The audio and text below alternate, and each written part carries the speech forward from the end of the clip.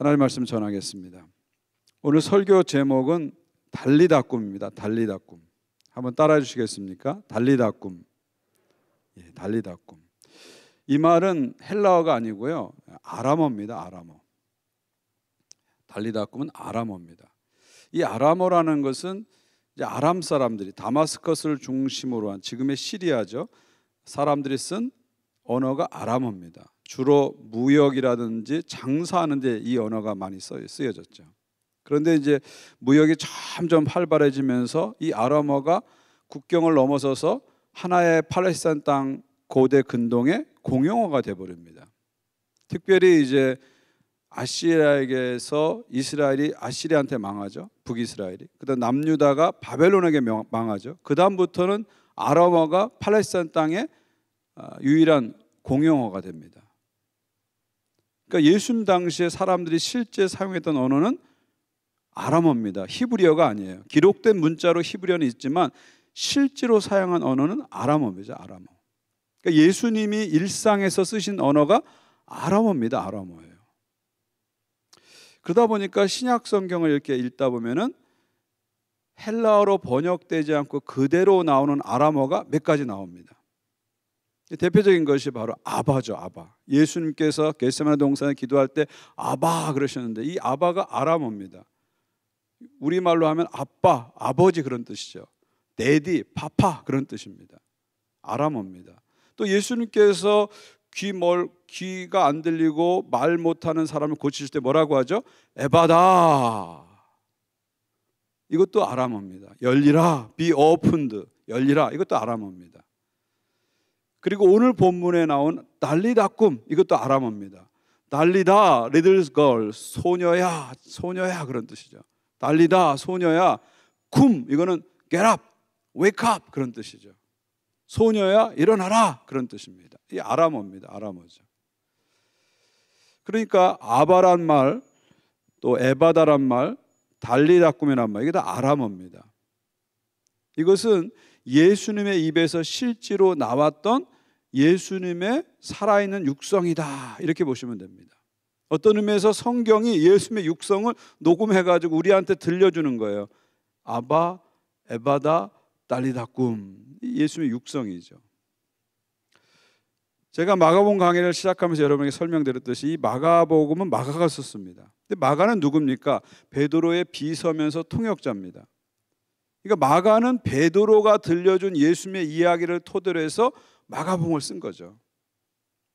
아마 어느 날 베드로가 마가에게 이런 이야기를 들려줬을 겁니다. 내가 옛날에 예수님과 함께 다닐 때 12살짜리 소녀가 죽은 것을 봤어.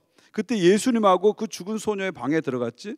그때 예수님께서 달리다꿈 그러니까 소녀가 벌떡 일어난 거야. 그런 이야기를 들려준 거예요. 그 이야기를 들으면서 마가는 예수님의 입에서 직접 나온 달리다꿈 이 말을 헬라어로 번역하지 않고 그대로 실어버린 거예요. 왜요? 이게 예수님의 육성이기 때문에.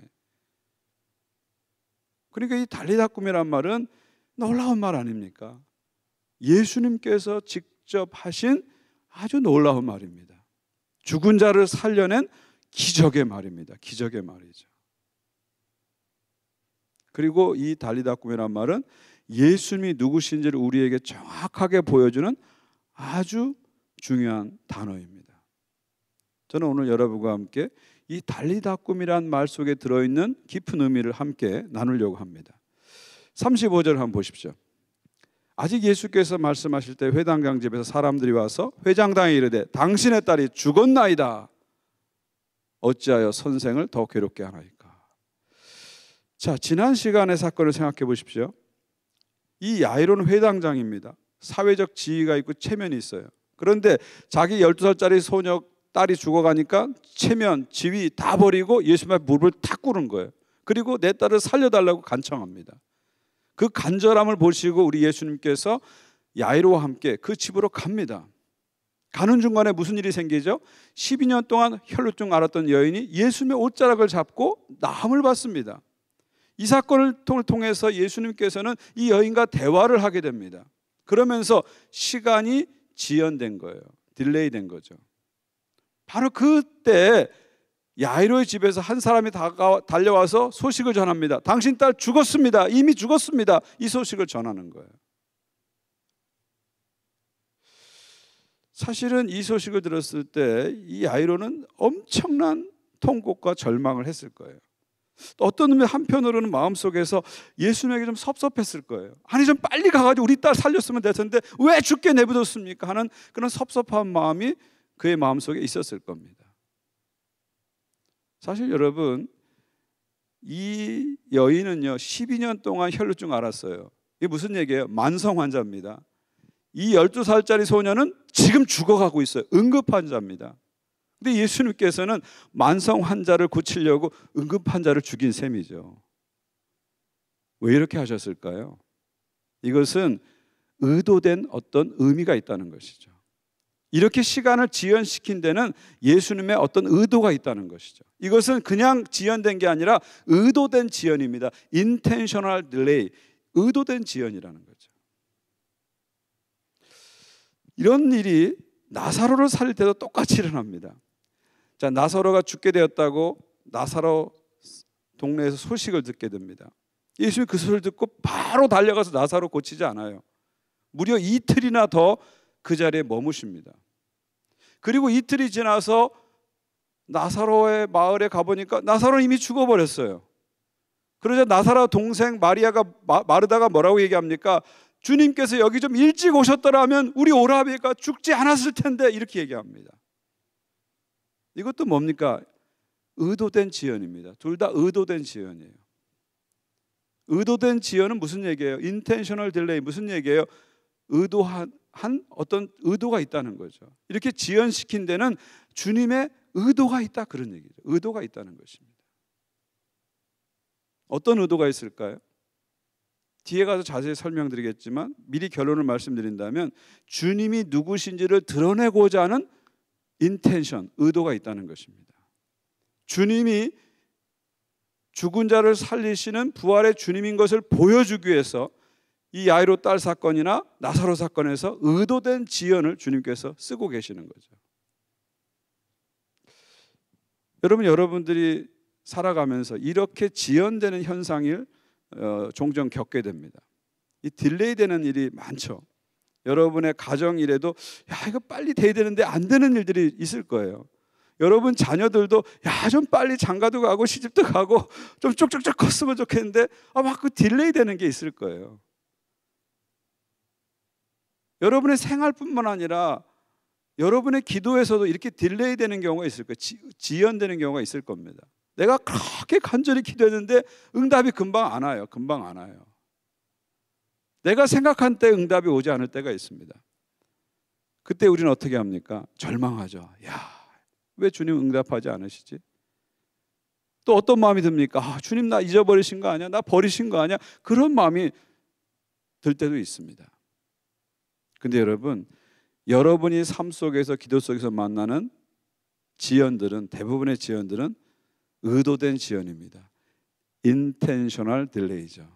무슨 얘기예요? 그 지연에는 하나님의 선한 뜻이 있다, 그런 얘기죠. 지금은 답답하고 힘들지만 거기에 하나님의 선한 뜻이 있다는 거예요. 그리고 지나고 보면은 그게 필요한 시간이었고 필요한 과정이었다는 것을 깨닫게 되는 것입니다. 그러므로 여러분 삶 속에서 이 지연되는 현상을 보면서 낙심하지 마십시오. 절망하지 마십시오. 포기하지 마십시오. 끝까지 기도하십시오. 우리 주님께서는 반드시 여러분의 기도를 들어주십니다. 그리고 주님의 때에 주님의 방법으로 응답해 주실 것입니다. 자, 계속해서 36절 볼까요? 예수께서 그 하는 말을 곁에서 들으시고 회당장에 이르시되 두려워 말고 믿기만 하라 하시고, 지금 회당장은 딸이 죽었으니까 얼마나 절망스럽겠어요. 정말 상황으로 하면 이거는 뭐 인생에서 겪을 수 있는 가장 힘든 상황 아닙니까? 부모가 돌아가신 것보다 자식이 죽은 게 얼마나 힘든 일입니까? 그래서 부모가 죽으면 산에 묻지만 자식이 죽으면 마음에 묻는다, 그런 얘기하는 거 아닙니까? 이게 정말 야이로 입장에서는 하늘이 무너지는 가장 절망적인 순간에 지금 있어요. 그때 예수님께서 야이로에게 뭐라고 말하죠? 두려워하지 말고 믿기만 하라. 이렇게 말씀하시죠. 한번 따라해 주시겠어요? 두려워하지 말고 믿기만 하라. 한 번 더 우리 선포했으면 좋겠습니다. 두려워하지 말고 믿기만 하라. 아멘. 그렇습니다. 두려워하지 말고 믿기만 하라. 지금 야이로는 두 개의 소리를 듣고 있는 거예요. 사람들은 뭐라고 얘기해요? 당신 딸 죽었어요. 끝났어요. 이제 소용없어요. 이렇게 얘기하고 있어요, 사람들은. 근데 주님은 뭐라고 얘기해요? 아직 안 끝났어. 아직 안 끝났어. 두려워하지 마. 믿기만 해. 이렇게 말씀하는 거죠. 어떤 의미에서 야이로는 지금 사람의 소리를 들어야 할지 주님의 소리를 들어야 할지 헷갈리고 있는 상황이죠, 지금. 아마 여러분에게도 이런 일이 종종 벌어질 겁니다. 어떤 일이 벌어졌을 때, 야, 이게 사람들 얘기 들어야 돼? 주님 음성 들어야 돼? 헷갈릴 때가 있을 거예요. 그때 여러분이 결단하셔야 돼요. 무엇을 들어야 될지를 결단하셔야 됩니다. 사람들은 주로 여러분에게 어떤 말을 합니까? 끝났어, 안 돼, 절망이야, 이런 얘기 많이 하잖아요. 근데 우리 주님은 뭐라고 말씀하십니까? 아니야, 끝나지 않았어. 다시 시작할 수 있어. 믿음을 가져. 이렇게 말씀하시죠. 어떤 상황을 만나든지 자꾸 사람의 소리에 너무 귀 기울이지 마십시오. 주님의 음성을 들으시기 바랍니다. 여기 두려워하지 말고 믿기만 하라. 이게 무슨 말이에요? 상황을 두려워하지 말고 하나님을 믿기만 하라, 그런 얘기예요. 상황을 두려워하지 말고 하나님을 믿기만 하라는 거예요. 문제를 두려워하지 말고 문제보다 크신 하나님을 믿기만 하라는 거예요. 산을 보고 두려워하지 말고 산보다 크신 하나님을 믿기만 하라, 그런 얘기죠. 여기서 중요한 건 뭐예요? 믿기만 하라는 게 중요한 거죠. 우리 주님께서는 믿어라 이렇게 하지 않고요, 믿기만 하라 이렇게 말씀하고 있어요. 믿기만 하라. 헬라어로 보니까요, 모논 피스추에 이렇게 돼 있어요. 이 모논이라는 건 뭐예요? 모노, 오직, only 그런 뜻이에요. 피스추에 believe, 믿다 그런 뜻입니다. 믿기만 하라, only believe 이렇게 only believe 이렇게 말씀하시는 거예요. 주님은 그냥 믿어라 하지 않고요, 믿기만 하라, only believe 이렇게 말씀하시는 거예요. 이 모논 피스추에는요, 구약의 모노 야훼이즘과 연결됩니다. 구약의 중요한 사상이 모노 야훼이즘이에요. 이게 무슨 얘기냐면 이신저신 막 섬기지 말고 모노 야훼이즘, 오직 여호와 하나님, only 지호바, 오직 야훼, 오직 여호와 하나님만 섬겨라. 이게 모노 야훼이즘입니다. 하나님께 모든 걸 걸어라. 이게 모노 야훼이즘이에요. 이게 구약 신앙의 핵심입니다. 지금 예수님께서 야이로에게 요구하는 믿음은 바로 모노 야훼이즘, only believe, 믿기만 하라 말씀하시는 거예요. 네가 믿기만 하면 하나님의 기적이 나타날 것이라는 거죠. 여러분, 하나님이 우리에게 요구하는 믿음이 바로 이거예요. only believe, 믿기만 하라는 거죠. 근데 우리의 문제는 뭐예요? 믿기는 믿지만 믿기만 하지는 않는다는 게 우리의 문제죠.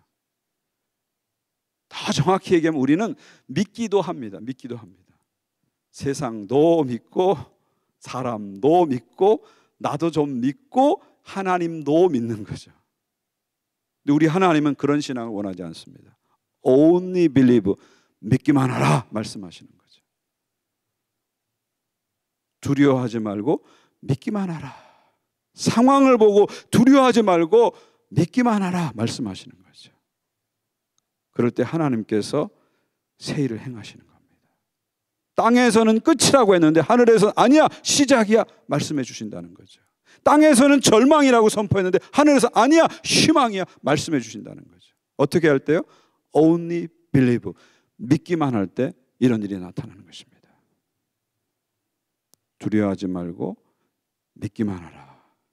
문제를 보고 두려워하지 말고 하나님을 믿기만 하라. 산을 보고 두려워하지 말고 산보다 크신 하나님을 믿기만 하라. 이것이 오늘 우리에게 주시는 놀라운 주님의 말씀입니다. 계속해서 37절 보겠습니다. 베드로와 야고보의 형제 요한 외에 아무도 따라함을 허락지 아니하시고, 자, 예수님께서 이 소녀를 살리기 위해서 가실 때 누구만 데려가요? 세 사람만 데려갑니다. 베드로, 야고보, 요한 세 사람만 데려가요. 여러분이 복음서를 보다 보면 예수님께서 세 사람만 데려가는 특별한 경우가 몇 번 있습니다. 예를 들면 변화산에 가서 변형되실 때도 요 세 사람만 데려갔어요. 또 겟세마네 동산에 가서 기도하실 때도 요 세 사람만 데려갔어요. 어떤 특별한 일이 일어날 경우에는 이 세 12제자 중에 이 세 제자만 데려갔습니다. 이게 무슨 얘기예요? 지금 특별한 일이 일어날 거라는 거예요. 이 세 제자만 데려간다는 것은 특별한 일이 지금 일어날 것이라는 것을 보여주는 것입니다. 예수님의 어떤 본질적인 모습이 드러나는 놀라운 사건이 일어날 것을 우리에게 예고해 주고 계시는 거죠. 자, 계속해서 사건 속으로 들어갑니다. 38절입니다. 회당장 집에 함께 가사 떠드는 것과 사람들이 울며 심히 통곡함을 보시고, 예수님께서 드디어 야이로의 집에 도착했어요. 회당장의 집에 도착했어요. 근데 와보니까 이 집은 벌써 장례식 분위기로 바뀌어 있습니다. 여기서 떠드는 사람, 울며 통곡하는 사람들은 이 애도 전문가들, 돈 받고 하는 사람들을 얘기합니다. 유대인 풍습에는 장례식 때 돈을 주고 울어주는 사람을 사야 합니다. 돈을 주고 사는 거예요. 피리 불어주는 사람을 돈을 주고 삽니다. 그러니까 애도 전문가예요. 돈 받고 하는 거예요. 집이 부자일수록 이런 사람을 많이 사가지고 막 더 많이 울게 해줍니다. 야이로도 회당장이니까 사회적 지위가 있으니까 아마 벌써 이런 사람들을 불러가지고 막 아이고 이제 가면 언제 오니 막 얘기했을 거예요. 아니 시집도 못 가고 죽어서 처녀시대 어떻게 뭐 별 얘기 다 했을 거예요. 막 난리를 치고 울었을 거예요. 이 사람들이 전문가이기 때문에 그냥 우는 게 아니라 막 머리를 풀어헤치고 옷을 찢고 퍼포먼스를 하면서 최대치로 슬픔을 끌어올리는 게 이 사람들의 역할이에요.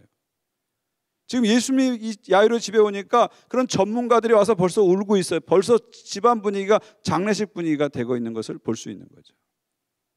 자, 이런 상황을 예수님이 보시면서 무슨 말씀하시죠? 39절 보세요. 들어가서 그 집에 들어갔습니다. 그들에게 이르시되, 그들은 누굴까요? 지금 울고 있는 애곡하는 사람들, 애도 전문가들에게 얘기하는, 뭐라고 얘기하죠? 너희가 어찌하여 떠들며 우느냐? 이 아이가 죽은 것이 아니라 잔다 하시니. 왜 장례식 분위기 만들고 있어? 왜 울고 있어? 왜 떠들고 있어? 이 아이는 죽은 것이 아니라 잔다 말씀하시죠. 이게 무슨 말씀일까요? 이 아이가 죽은 것이 아니라 잔다. 무슨 말씀일까요? 아직 안 죽었다는 얘기인가요? 그런 뜻 아닙니다. 무슨 얘기예요? 이 아이가 분명 죽었어요. 사람들의 눈에 봤을 때는 죽은 거예요. 근데 주님 눈에 봤을 때는 잔다는 것입니다. 그러니까 사람들은 죽음을, 이 아이의 사건을 죽음으로 봤지만 예수는 이것을 잠으로 보신 거예요. 잠으로 보신 거예요. 그러니까 죽음을 예수님은 잠으로 보신 겁니다. 이것이 죽음을 보는 예수님의 독특한 견해죠. 나사로 사건에서 마찬가지입니다. 예수님 뭐라고 말씀하세요? 우리 친구 나사로가 어떻게 됐다? 죽었도다? 아니죠. 잠들었도다 이렇게 얘기하죠. 우리 친구 나사로가 잠들었도다. 가서 깨우러 가자 이렇게 얘기하시죠.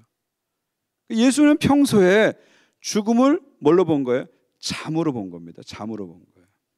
예수님이 죽음을 잠으로 봤다는 건 무슨 얘기입니까? 죽음이 끝이 아니라는 겁니다. 죽은 후에 다시 일어난다, 다시 살아난다, 그런 얘기죠. 이것은 예수님의 부활 사상을 배경으로 해야 이해할 수 있는 그런 말씀입니다. 우리가 저녁에 잠자리 들 때 어떤 마음으로 듭니까? 야, 오늘 잠자리 좀 내일 아침 못 일어날 거야? 그런 마음으로 우리가 잠자리 들지 않잖아요. 만약 여러분이 저녁에 잠자리 들면서 야, 오늘 자면은 내일 아침 못 일어날까? 그러면 아마 여러분 잠 못 주무실 거예요. 눈을 부릅뜨고 안 돼 이러고 있을 거예요. 근데 우리가 저녁에 잘 때 야, 오늘 자고 내일 아침에 일어나겠지, 그 믿음이 있기 때문에 편안히 잠을 주무시는 거예요. 예수님께서는 죽음을 잠으로 보신 거예요. 죽는 게 끝이 아니라 다시 깨어난다는 거예요. 죽은 후에 다시 깨어난다는 거예요. 부활한다는 것입니다. 일으키신다는 것을 지금 말씀하고 계시는 겁니다. 여러분, 죽음은 잠입니다. 예수님 말씀대로. 죽음은 절대 끝이 아니라는 겁니다. 죽음을 끝이라고 생각하는 사람은 이 불안해서 못 죽는 거예요. 내가 오늘 자면은 나 내일 아침 못 일어나. 그럼 우리가 못 자잖아요. 마찬가지로 죽으면 끝이 하면은 죽음을 두려워하고 최대한 안 죽으려고 발버둥 치는 거예요. 이게 죽음을 끝으로 보는 사람의 태도입니다. 그러나 예수님 말씀에 의해서 죽음을 잠으로 보는 사람은 어떤 마음을 가질까요? 내가 오늘 자도 내일 아침에 일어날 거야. 이런 마음을 우리가 편안히 자듯이 죽음이 찾아와도 나 이게 자는 거야. 이 끝이 아니야. 다시 부활의 날에 일어날 거야. 이걸 믿기 때문에 그냥 주님께 맡기고 편안히 죽음을 맞이하게 되는 거죠. 예수님 말씀에 의하면 죽음은 잠입니다. 죽음은 절대 끝이 아니다. 다시 깨어난다. 그런 얘기입니다. 사람들은 자꾸 죽음은 끝이다 이렇게 주장하잖아요. 절대 그렇지 않습니다. 이 죽음은 끝이다 이 말을 참 이게 무서운 말입니다. 위험한 생각입니다. 이것을 여러분 자신에게 적용하면 그래서 자살하는 거예요. 자신에게 적용해서 자살하는 거예요. 죽으면 이 고통 다 끝나겠지 하고 극단적 선택하는 거예요. 또 죽음은 끝이다 이것을 남에게 적용하면 살인도 하는 거예요. 저 미운 사람 없애버리자. 죽으면 싹 없어지겠지. 저 사람 싹 없어지겠지. 이러고 사람을 죽이는 겁니다. 여러분 죽으면 절대 끝이 아닙니다. 성경은 분명히 말하죠. 한 번 죽는 것은 사람에게 정한 것이요 그 후에는 심판이 있으리라. 절대 끝이 아니라고 말합니다. 예수님도 말씀하십니다. 죽으면 끝이 아니라 다시 깨어날 것이다. 다시 부활할 것이다. 어떤 사람은 심판의 부활, 어떤 사람은 생명의 부활로 부활할 것이다. 분명히 말씀하십니다. 우리는 예수님의 말씀에 근거해서 이 생사관을 분명히 가져야 됩니다. 그래서 언제 죽음이 찾아와도 정말 달콤한 잠처럼 평온한 잠처럼 맞이할 수 있는 그런 담대한 믿음이 있어야 되는 것이죠. 점점 이제 가까이 좀 사건 속으로 더 들어갑니다. 40절 보십시오. 그들이 비웃더라. 예수께서 그들을 다 내보내신 후에 아이의 부모와 또 자기와 함께한 자들 데리고 아이 있는 곳에 들어가사. 지금 이 곡하는 사람들이 예수님 비웃는 거예요. 왜 비웃겠어요? 자기들 지금 먹고 사는 그 밥그릇을 걷어 차니까 일단 비웃는 거겠죠. 또 왜 비웃겠어요? 이 아이가 분명히 죽었는데 우리가 확인하고 지금 장례식 절차 치르고 있는데 잔다고 하다니 이 헛소리 하고 있구나 하고 비웃는 겁니다. 비웃는 그들을 보고 예수님께서 그들을 다 내쫓습니다. 다 내보냅니다. 그리고 정말 간절하게 주님을 믿는 사람들만 데리고 들어가시죠. 그래서 야이로의 부인, 그 다음에 야고보, 요한, 베드로 5명 데리고 갑니다. 왜 이렇게 하실까요? 믿지 않는 자들 앞에서는 기적을 행하시지 않기 때문에 그렇습니다. 믿지 않는 자들 앞에서는 기적을 할 수 없기 때문에 비웃는 사람들은 다 내쫓고 진심으로 믿는 5사람만 데리고 죽어있는 소녀의 방으로 이제 들어가시는 겁니다. 여러분, 웃는 것은 자유입니다. 그런데 비웃는 것은 안 됩니다. 비웃는 것은 안 돼요. 무엇보다도 예수님의 말씀을 절대 비웃어서는 안 됩니다. 주님은 부활의 주님이십니다. 생명의 주님이십니다. 주님이 함께 하시면 놀라운 일이 일어납니다. 죽은 자가 살아나는 겁니다. 주님은 그 믿음을 우리에게 지금 요구하고 계시는 거죠. 자, 이제 41절 중요한 대목에 왔습니다. 41절 보십시오. 그 아이의 손을 잡고 방에 들어가 그 아이의 손을 잡고 이르시되 달리 나꿈 하시니 번역하면 곧 내게 말하니 소녀야 일어나라 하심이라. 달리 나꿈 아람어를 딱 써놓고 아람어를 모르는 사람들에게 헬라어로 번역했죠. 소녀야 일어나라 이렇게 번역해 주는 겁니다. 무슨 말씀인지 알겠죠? 한국말로 해놓고 영어로 옆에 번역을 붙여놓은 거 똑같은 거예요. 달리다꿈 해놓고 헬라어로 번역해 주는 거예요. 이것은 아람어인데 뜻은 소녀야 일어나라 이렇게 설명해 주는 거죠. 예수님께서 그 방에 들어가셔서 소녀의 손을 잡고 달리다꿈 하자 그 소녀가 살아 일어나는 것이죠. 예수님 아무것도 안 하셨어요. 그냥 손 잡고 달리다꿈 하니까 이 소녀가 벌떡 일어나는 겁니다. 여러분 구약 성경을 보게 되면 죽은 자를 살린 장면이 구약에도 나오죠. 예를 들면 엘리야가 과부의 아들을 살리는 장면 여러분 기억하실 겁니다. 어떻게 살리죠? 그 과부의 아들이 누워있는 침상 곁으로 갑니다. 그리고 어떻게 하죠? 그 아이의 몸에 자기 몸을 3번 포개죠. 1번 포개고 2번 포개고 3번 포개죠. 그리고 어떻게 합니까? 큰 소리로 기도하죠. 그러자 이 아이가 살아납니다. 예수님은 그렇게 복잡한 절차를 안 밟으죠. 그냥 손 한번 딱 잡고 달리다 굼 하니까 싹 살아나는 거예요. 여러분, 인간인 엘리야도 죽은 자를 살려내는데 하나님의 아들인 예수님께서 죽은 자를 살려내는 건 당연한 거 아니겠습니까? 이거 못 믿겠어. 어떻게 죽은 사람이 살아나? 그렇게 생각하지 마시라는 거예요. 엘리야도 죽은 자를 살려내는데 메시아신 예수께서 죽은 자를 못 살려내면 그게 이상한 거죠. 살려내는 건 정상입니다. 못 살려내는 게 이상한 거죠. 근데 우리 예수님께서는 복잡한 과정을 거치지 않고요. 그냥 손 한번 딱 잡고 달리다 굼 하니까 탁 일어나는 거예요. 놀라운 일을 행하시는 거죠. 여러분, 이 달리다 굼이란 말을 우리가 좀 이해할 필요가 있는데요. 이 달리다 굼이란 말은 그 당시 그 유대인 가정에서 일상적으로 쓰는 말이에요. 부모들이 자기 자녀를 아침에 깨울 때 쓰는 말이 달리다 굼이에요. 야, 일어나! 그런 얘기예요. 영어로 하면 honey, get up, honey, wake up 그런 뜻이에요. 그냥 야, 일어나! 그런 뜻이에요. 여러분 가정에도 아마 아침마다 그렇게 하지 않으세요? 저희도 주성아 일어나, 주원아 일어나 그렇게 하거든요. 조나단 일어나, 티모시 일어나 그렇게 하잖아요. 그게 달리다 굼이에요. 아주 일상적인 말이고 그냥 가정에서 늘 쓰는 말입니다. 예수님께서는 어렸을 때 이 얘기를 예수님도 많이 들으셨을 거예요. 달리다 굼 얘기를 많이 들으셨을 거예요. 예수님은 이런 가정에서 부모들이 쓰는 아주 평범한 말을 가지고 이 소녀를 살려내는 겁니다. 부모가 자녀를 깨울 때 달리다 굼 깨우듯이 당신의 사랑하는 딸을 달리다 굼 하고 깨우시는 거예요.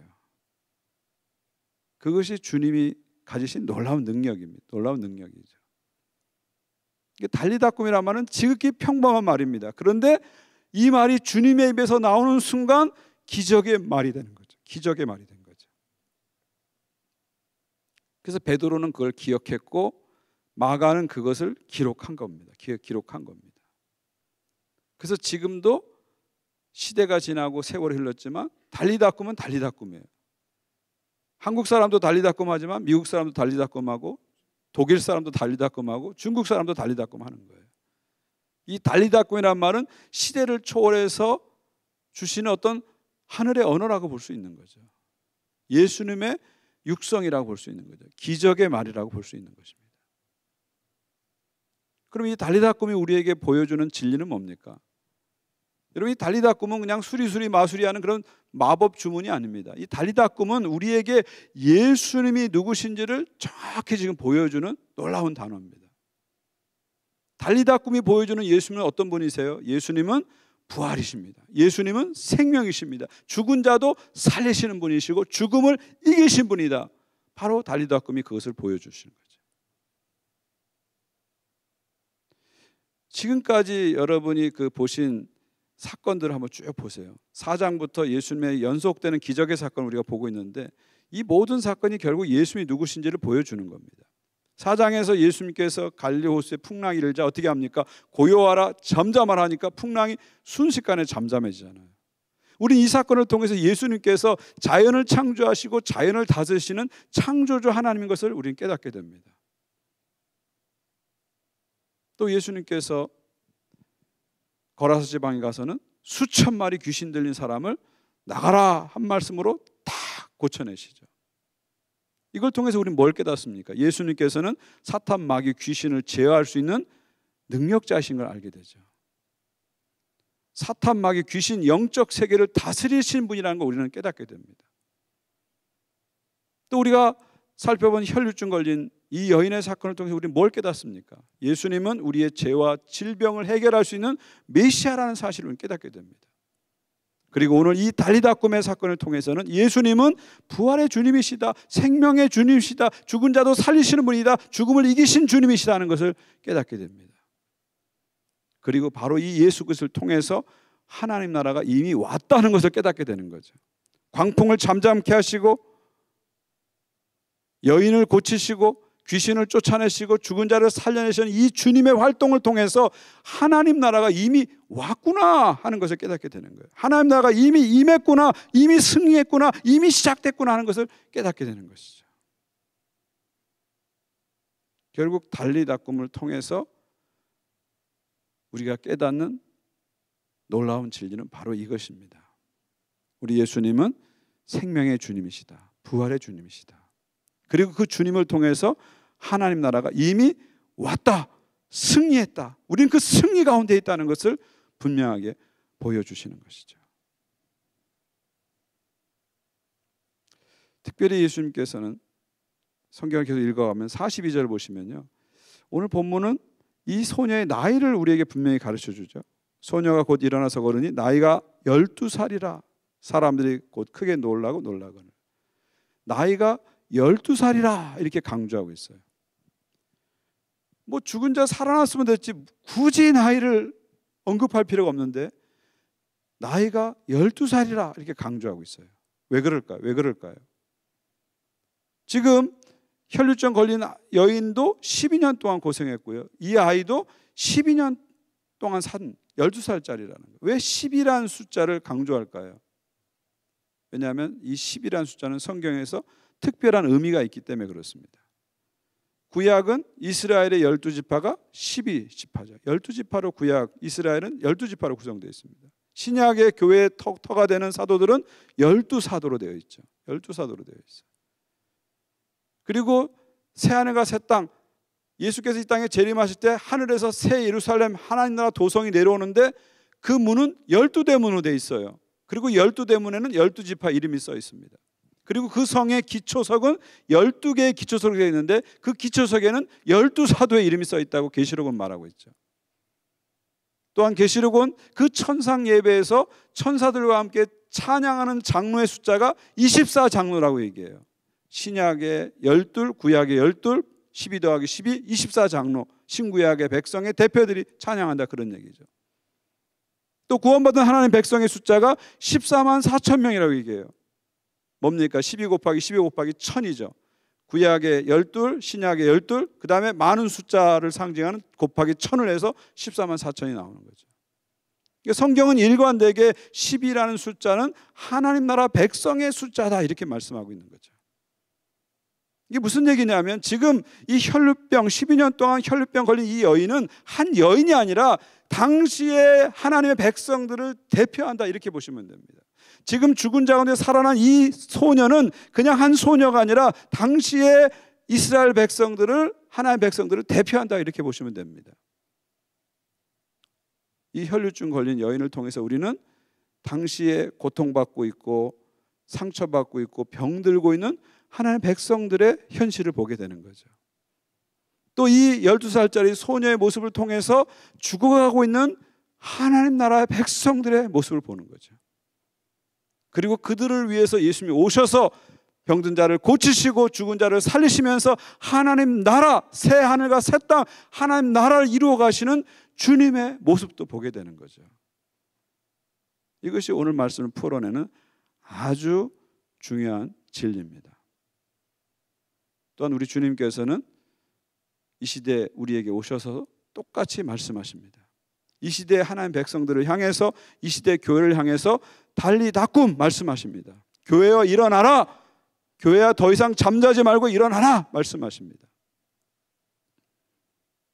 코로나로 인해서 영혼의 잠을 자고 있는 교회를 향해서, 전 세계 교회를 향해서 달리다꿈 일어나라 말씀하십니다. 우리가 코로나를 겪은 지가 벌써 1년 6개월, 18개월이 지났습니다. 물론 우리 보나님 교회가 그동안 정말 코로나 속에서도 영적으로 잠자지 않으려고 많은 노력을 했습니다. 평소 때보다 많은 분들이 온라인으로 촌모임을 얼마나 많이 열심히 했는지 모릅니다. 아마 이렇게 많이 한 교회가 없을 거예요. 이런 많은 분들이 코로나 상황 속에서 촌모임을 열심히 했습니다. 또 성경을 통독하면서 열심히 우리가 성경 읽었습니다. 또 말씀 감사는 또 열심히 했죠. 그리고 코로나 상황 속에서 우리가 평소보다 많은 헌금을 모아서 선교지와 이웃을 돕는 일을 2번이나 했습니다. 정말 나름대로 우리는 코로나 상황 속에서 깨어 있으려고 애를 쓰고 애를 썼죠.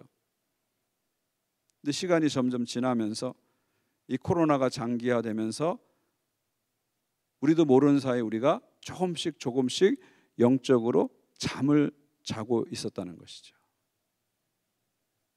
처음에 온라인 예배가 시작될 때는요, 이 온라인으로 예배드리는 게 너무 신기했잖아요, 우리가. 그리고 하나님 감사합니다. 얼마나 감사했어요. 그래서 예배드릴 때 복장을 다 갖추고 헌금도 딱 갖다 놓고 성경책 펴놓고 정말 얼마나 정성을 해서 예배드렸습니까? 근데 시간이 점점 지나니까 어떻게 됐어요? 그냥 복장도 반바지 입고 대충 그냥 우리가 예배드리고, 예배드리면서 핸드폰도 보고 뭐 물 마시러도 가고 화장실도 가고, 어느 순간에 우리가 차츰 영적으로 무너져가는 모습을 보게 됩니다. 이런 우리들을 향해서 주님께서 말씀하시는 거예요. 달리다 꿈! 말씀하시는 거예요. 달리다 꿈! 이제 교회에 일어나라! 성도에 일어나라! 하나님 백성들이 일어나라! 말씀하시는 겁니다. 여러분, 우리가 코로나 바이러스를 조심해야 되지만 절대로 두려워해서는 안 됩니다. 코로나가 뜻이 왕관이잖아요. 지금 코로나가 왕관을 쓰고 전 세계를 다스리고 있는 것처럼 보이지만 진짜 왕관을 쓰신 분은 우리 예수님이십니다. 영원한 왕은 우리 예수님이십니다. 예수님이 다스리고 계시는 거예요. 우리가 코로나를 조심해야 되지만 절대로 두려워해서는 안 됩니다. 그렇게 되면 우리가 나도 모르는 사이에 점점점 영적으로 잠들게 되는 것이죠. 그런 우리들을 향해서, 전 세계 하나님 백성들을 향해서 예수님께서 달리다 꿈! 하고 말씀하시는 거예요. 일어나라! 깨어라! 말씀하십니다. 영혼의 잠을 자고 있는 우리들에게 일어나라! 이제 일어날 때다! 말씀하시는 겁니다. 인생에 지치고 고뇌해서 잠들고 있는 우리들에게 지금 잘 때가 아니야! 일어나라! 말씀하십니다. 삶에 지치고 지쳐서 정말 쓰러질 지경에 있는 우리들을 향해서 달리다 꿈! 하시면서 일어나! 지금 절망할 때가 아니야. 좌절할 때가 아니야. 일어나라고 말씀하십니다. 사랑하는 성도 여러분, 지금은 잠잘 때가 아닙니다. 지금은 절망할 때가 아닙니다. 지금은 달리다굼의 때입니다. 부활이요 생명이신 우리 주님께서 달리다굼 하시면서 우리를 깨우십니다.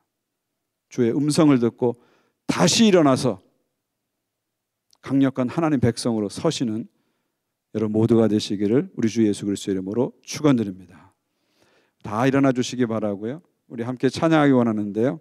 오늘은 달리다 꿈, 이 찬양 함께 드리기 원합니다. 달리다 꿈, 우리 주님이 오늘 여러분에게 말씀하십니다. 우리 교회를 향해서 말씀하십니다. 우리가 먼저 깨어야 세상을 깨울 수 있습니다. 우리가 잠을 자면 세상은 영원히 잠을 잘 것입니다. 부모가 먼저 깨어나야 자식을 깨울 수 있습니다. 부모가 잠을 자면 자식은 영원히 잠을 잘 것입니다. 주여 나를 깨우소서, 교회를 깨우소서. 주여 달리다 꿈 말씀하여 주옵소서. 우리 간절한 마음으로 기도하겠습니다. 아버지여 자비를 주시옵소서. 아버지여 온 교회를 깨워주시옵소서. 우리 영혼을 깨워주시옵소서. 아버지여 깨워주옵소서. 아버지여 깨워주옵소서. 성령의 은혜로 깨워주시옵소서. 말씀의 은혜로 깨워주시옵소서. 기도의 능력으로 깨워주시옵소서. 잠자지 않게 도와주시고 깨어 주님을 바라보게 하옵소서. 상황을 두려워하지 않고 믿기만 하게 하여 주시옵소서. 부활의 주요 생명의 주를 바라볼 수 있는 영안을 열어 주시옵소서. 영혼을 깨우사 다시 주 앞에 나가는 주의 백성들 되게 하옵소서. 교회 되게 하옵소서. 교회 되게 하옵소서. 교회 되게 하옵소서. 주여 역사해 주시옵소서. 아버지여, 아버지여, 아버지여, 아버지여, 역사해 주시옵소서. 아버지여, 주의 능력으로 함께하여 주옵소서. 주님의 말씀의 은혜로 깨워 주시옵소서. 기도의 능력으로 깨워 주옵소서. 성령의 강력한 능력으로 깨워 주시옵소서. 주님이 우리를 일으키사 이 땅을 향해서 빛이 되게 하시고 소금이 되게 하시고 하나님의 말씀이 되게 하여 주시옵소서. 말씀이 되게 하여 주시옵소서. 할렐루야. 달리다 꿈의 말씀으로 우리를 찾아오셔서 우리의 영혼을 깨워주신 것을 감사합니다. 온 교회와 온 성도들을 주님의 말씀의 은혜로 깨워 주시옵소서. 기도의 능력으로 깨워 주시옵소서. 성령의 강력한 능력으로 깨워 주시옵소서. 깨워 빛이 되게 하시고 깨어나서 능력이 되게 하시고 깨어나서 말씀이 되게 하여 주시옵소서. 예수 그리스도의 이름으로 기도하옵나이다. 아멘. 우리 구주 예수 그리스도의 은혜와 하나님 아버지의 사랑과 성령님의 교통하심이 달리다 꿈 주의 음성을 듣고 일어나 나아가는 모든 주의 백성들 위해, 사랑하는 보은 하나님 교회 위에, 세상의 교회 위에 이제로부터 영원까지 함께 하시기를 간절히 축원하옵나이다. 아멘.